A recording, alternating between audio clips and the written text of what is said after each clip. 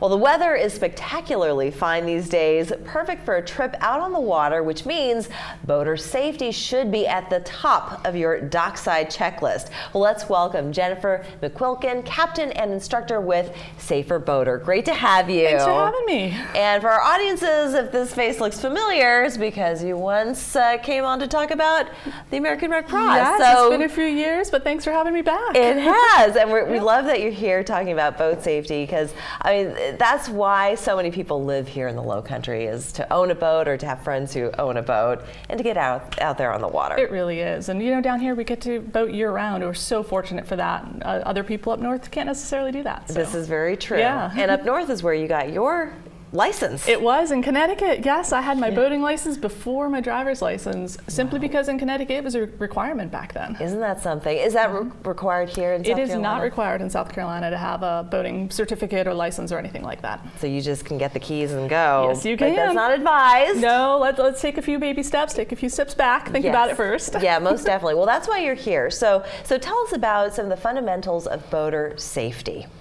Sure.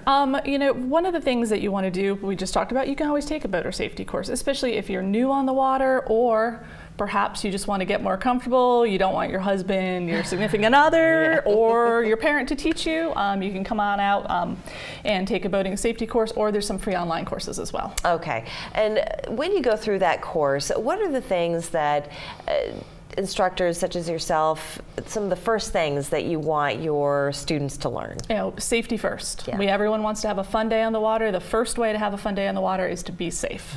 So, you know, we start out with simply vessels, safety rules, all of that, and then we actually go on the water and we get to practice. Okay. Docking, which is always the one that most people are most nervous about. And why is that?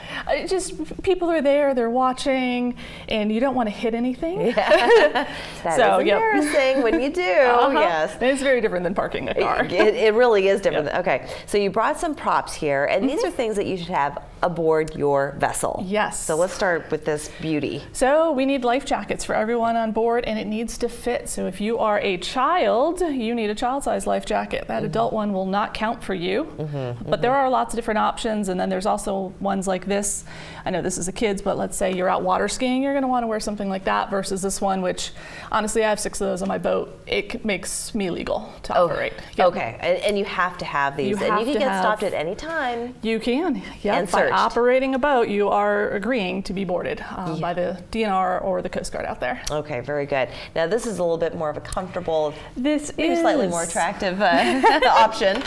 Yeah, this is an inflatable one. This one is actually a pretty in-depth inflatable. It's one of my offshore ones. But it's much more comfortable to wear than the ones that you see like this or like this. You know, it's lightweight, it's automatic, it goes off should you fall into the water. All right, and then you've got keys here as well. So what So you don't want to show up at the boat ramp without those. You do not. That's going to be a long ride home again. It will be. And there's we actually on SaferBoater.org have a pre-departure checklist to make sure that you're remembering things like your keys, your safety lanyard, your life jackets, everything you're going to need for a fun day in the water. Okay, and what is this gizmo here? This is called a personal locator beacon. Okay. It's almost like a personal, what's called an EPIRB, and should you get into distress, it'll send a signal to the Coast Guard, so you don't need, especially if you're out of range of like a VHF or a cell phone. And when we go out onto the boat, we like to have a good time, picnics, maybe imbibe a little bit, but as a captain, you should never drink. Right, you should definitely have a sober skipper. Things can go bad very quickly on the water, and there's a whole different dimension, unlike roads, that you just don't think about. It's true. And what do you think about having a depth finder on your boat? Because we are different here in the Low Country with all the oyster beds and very treacherous terrain under that water. We do. We have a lot of oyster beds, we have a lot of shallows, and especially in the creeks, they're not necessarily marked by navigation aids like the main channels are. So having a depth finder, and also if you're new to the area, going out at low tide, figuring out where some of those obstacles might be, and then if you get stuck, you could float right back off as the tide comes in and come home safely. That's a smart way to do it. National Safe Boating Week from 21st through the 27th. It is so important. Take your courses, and again, for people who want more information, where should they go? They can visit SaferBoater.org. You can find a free pre-departure checklist, sample float plan, and all kinds of information on classes we have available. Very good. All right, safe boating, everybody. We'll be right back.